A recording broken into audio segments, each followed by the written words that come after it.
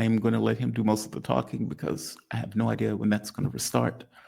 Um, Arno, welcome to the show, man. I have been dealing with construction all morning. There was a monologue that I wanted to get through that was impossible to get through. I don't know how long we're going to get a moment of respite. So thank you for joining me. You doing okay this morning? I'm doing great. How are you, Jamal? I'm okay. Arnaud Develay, I'm sorry, Deverlay. He is an author, political analyst, and international lawyer specializing in international criminal law. His latest book, Foreign Entanglements, Biden, Ukraine, and the Fracturing of America Political Consensus or American Political Consensus. Arno, I put you on because there are a few things that I'm fascinated by. I have this hypothesis, and I want you to correct me on this hypothesis, whether I'm right or not, that Dmitry Medvedev really is the point of view of the Russian government. That Putin is the velvet glove. He is the political person. He is the person that gives you the language that you need in order to kind of be a salve, especially to face to the world. But if you want to know the real thinking and real thought process, Medvedev is your guy. Medvedev came out, and by the way, the phone call with Putin, as I pointed to the audience, there was no give in that phone call. Putin gave nothing that he hadn't already offered, meaning the ceasefire. Yeah, we'll accept the ceasefire providing it's on our terms. Hey, yeah, we'll have a conversation with Ukraine. We wanted to talk to them anyway. They broke off conversation. Medvedev came out and gave this speech, though, and I want to get your take on this speech. Но нужно помнить, что для киевского режима есть и другой путь, о котором тоже неоднократно говорилось. Это путь безоговорочной капитуляции. Такая формула мира в международном праве тоже существует. Если сказать прямо, многим в нашей стране она нравится куда больше. Pointing out, like, look, you have two paths. And I listened to the other parts of the speech, but he's pointing out you have two paths. You can either accept the deal, a peace terms, where we can come to sit at the table and come to terms, or you can accept unconditional surrender. Those are your only two options. There's nothing in between, meaning there is no magical door in this process. We will prosecute this war until you capitulate, or we could come to terms. Is that the real point of view of the Russian government? And to be honest, that doesn't really deviate from what Putin has been saying either. All right. Well, there's a lot to unpack here. First of all, yeah, let's examine who Medvedev is. Medvedev was the president of the Russian Federation from 2008 to 2012. And as some of our listeners might recall, it was during his term that the Russian Federation was somewhat, I would say, hoodwinked into endorsing a UN resolution in the context of the Libyan crisis, which basically, to make a long story short, ended up the content of the resolution, which was calling at the time for a no-fly zone over Benghazi in order to protect some of the alleged victim of the Gaddafi regime. That resolution was completely denatured, completely deformed in order to justify the extension of this no-fly zone all the way to Tripoli, with the results that what we ended up getting was a regime change. And we all recall the former head of state of this country being dragged into the streets without any form of due process, and even less so of a trial. One has to remember that in as far as Russian politics is concerned, this at the time Putin was prime minister, and so he basically didn't have a say in administering this crisis. But we know that he was really, I think, with Gaddafi, he was really close to to make sure, and that's something that he really I guess, generated reproaches towards Medvedev for his handling of the Libyan, basically, scam. I don't recall if the Russian Federation either voted in favor of Resolution 1973 or if they just merely abstained. But in the end, if it was a mere abstention, that allowed that resolution to pass. And the rest, as we know, as we say, is history. So this is something that Medvedev has had a lot of trouble to live down ever since. And we can assume that ever since 2011, 2011, I mean, so March 2011, April 2011, but more specifically October, with the downfall of Gaddafi's regime, Medvedev has been somewhat, I wouldn't say the doghouse, but, constantly attempting to mend, and to kind of reinvent himself, And so that opportunity came with the Ukraine conflict, obviously, and we now have, because Medvedev, you have to understand, what's considered like a pro-Western, somewhat of a easy to get along type of guy in the West.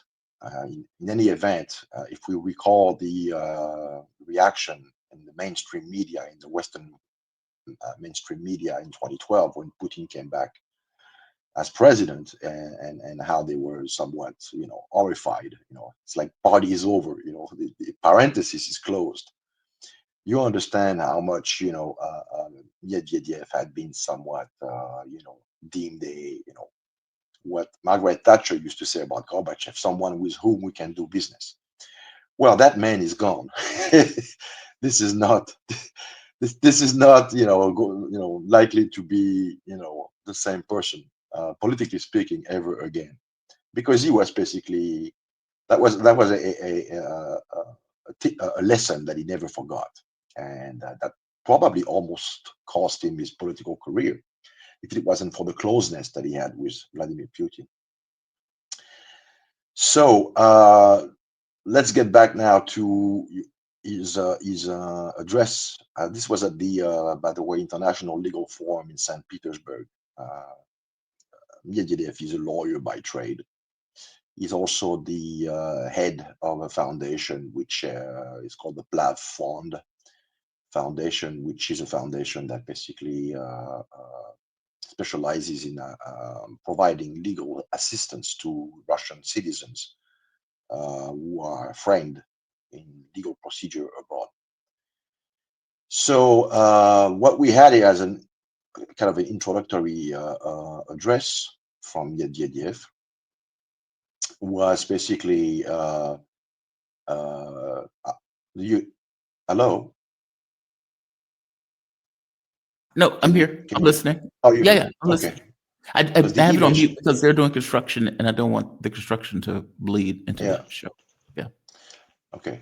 No, because your image just froze here. You're frozen, and so am I. So just like, okay.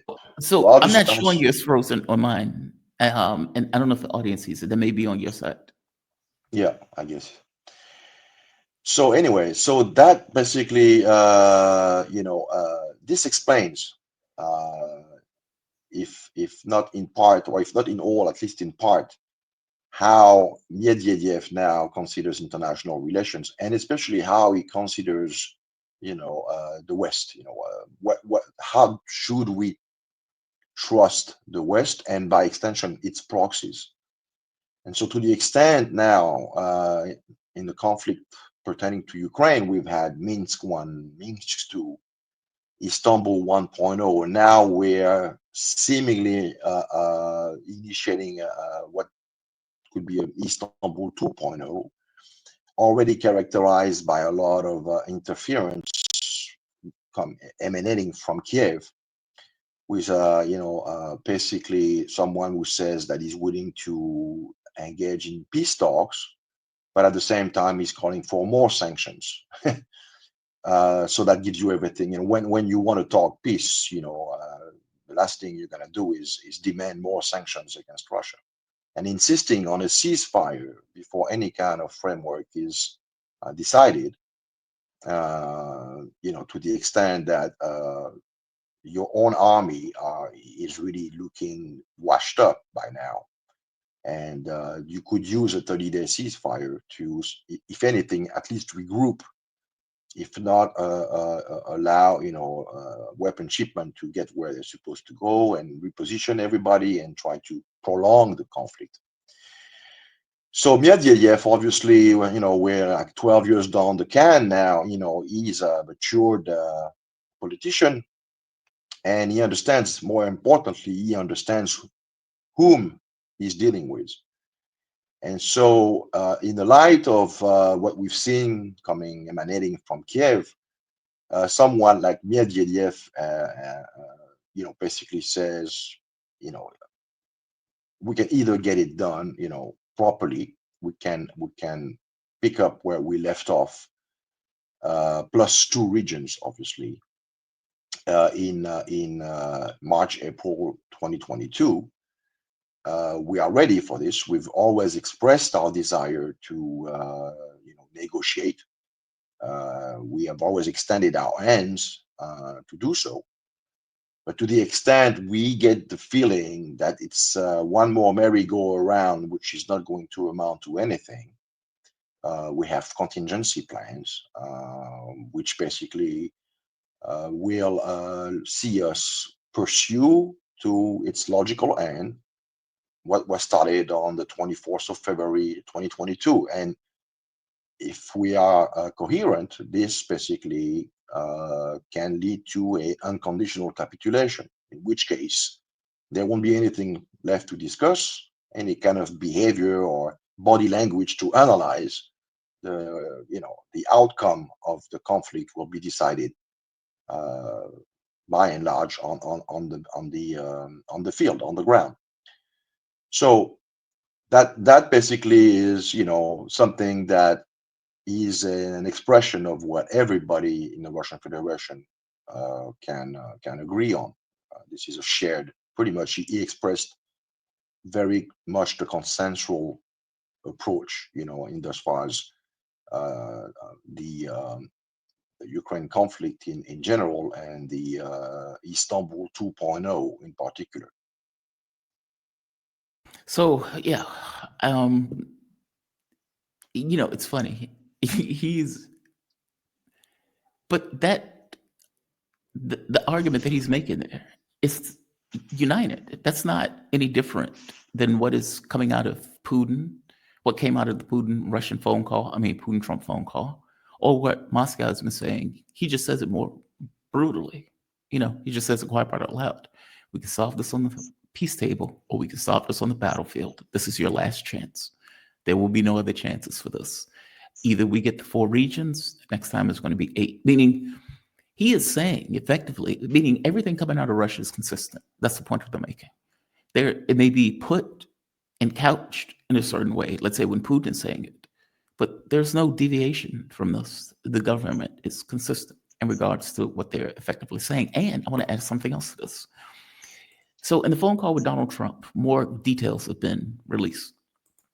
Axios is reporting that European leaders were just aghast at what they heard from Trump when he called after the fact in order to talk to Putin and the European leaders.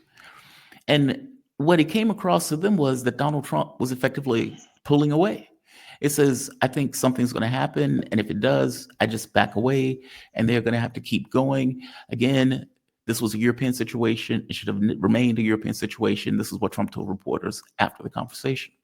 When he was talking to European leaders, however, the White House told Axios that Trump, quote, never agreed to a ceasefire, meaning during the phone call, Zelensky was like, but you agreed to a ceasefire. And as Trump points out, I never agreed to that. And he never agreed to it. Even when he was screaming on Twitter, he just said, Russia wants to enter the conflict. You should go and talk to them about the end of the conflict. The talks in Istanbul were supposed to be unconditional, which, as I kept pointing out on the channel, is very political language saying everything that happens on the battlefield continues while we have these conversations. Full stop. I don't know what Zelensky was thinking about. I don't even know what the European leaders was talking about. They also point out White House officials said for months that Russia had refused to present a document. And so the fact that Putin agreed to present a memo to explain what he wanted in regard to this whole peace deal was a success. Okay, that's a tiny success. Putin is going to tell you exactly what he told you before back in a year or so ago. And one last point. It says Trump told the group that Russia and Ukraine should conduct bilateral direct relations without any help of a third party mediator because the parties best understand the details of the conflict. Effectively, look, you all need to go, meaning Europe needs to stay out of it. We need to stay out of it. And we need to let Ukraine and Russia have a conversation and decide what a peace deal looks like. All right. Now, that is fundamentally just what Putin wanted in the first place, considering this just picks up where they left off from the Istanbul agreements, correct? Yes, but actually, what's very interesting is the somewhat ambiguous position of the US as a neutral third party mediator when the US, by and large, is the main instigator of this conflict. Right, right. So this kind of actually feels very surreal to me. And to be sure, Peskov himself, some while back, not that long ago, maybe a few weeks back, basically said that the conversation should be between Moscow and Kiev. But we all know that ultimately what's going to be decided, the impetus that's going to lead, if it's going to lead to something tangible, has to involve Washington. And so it is somewhat of a pantomime that's being put to us where they're trying to convince us that the conflict is between a proxy and a target of such proxy, when in fact we cannot seriously contemplate a situation where the main instigator, the driving force behind the proxy is but a mediator. But sometimes international politics takes on a whole new complexion, should I say. It's really strange. And so we're all supposed to kind of go along with this charade. And we all know it's a charade. It's almost like, I know that you're lying. You know that I know that I'm lying. But somehow everything is carrying on as if nobody knows. It's really strange. It's It really is strange. bizarre. Yeah. It's really bizarre. And your introduction to that question was actually perfectly well summarizing the situation, because we had the proxy was like, but wasn't this something about including a ceasefire? And you're right. At no point did Trump mention anything about I'm going to call for a ceasefire. The Europeans, Macron leading the pack, we can go back to that powder train sequence where the French president is being shown as busybody making phone calls. Yeah, Donald, I'm with the guys right now. Let me gather them and we'll get back to you. We've got a position, But what we're trying to basically get to here is that whatever comes out of those talks, what the stakes is really all about is to capture, and this was, I think, said by one of your guests, it's everyone is vying for Trump's perception of who's going to be on the hook if and when those stocks collapse. Because Yeah. that will define whether or not Trump decides to basically cut his losses. And we have now, coming up the expiration of all the Biden's contracted weapon shipment. So even though the weapons keeps on coming into Kiev, they are only coming into Kiev on the basis of those contracts, those Mhm. arrangements, and those bills and supplemental bills that were adopted by Congress under Biden. But at some point, those are about to run Expire. out. And so by the time this happens, and to the extent we have a parallel negotiation process, to the extent we all know the Europeans and Kiev do not want this to end, i.e. the war, the idea is to try to convince or to have Trump internalize the perception that if what he ran on during his presidential run,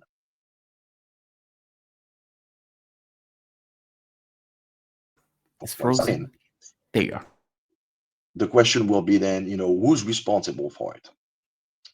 And to the extent the Russians are deemed in Trump's perception of the events as being intractable in their demands, then the idea, as far as the Europeans and Kiev are concerned, is that Trump will remain involved, will keep the United States involved, which is really the key.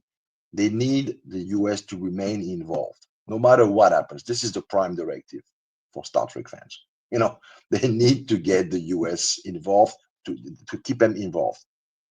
It's like this Godfather 3, line from Pacino when he says, I try to extricate myself out of this, and they pull me right back in.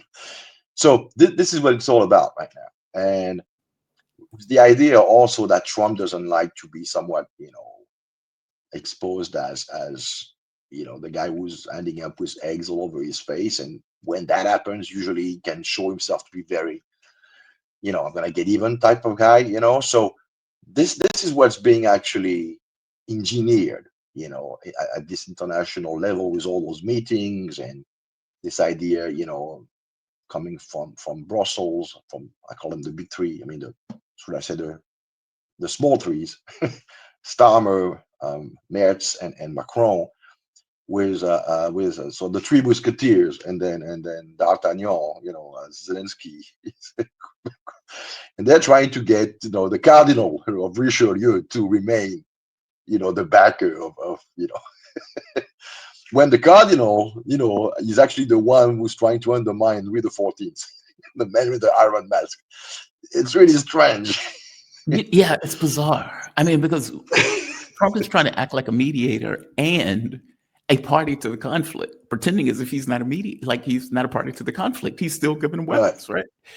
And then you have this kind of other weird situation where Europe is like, hey, it seems like we're holding the bag for this.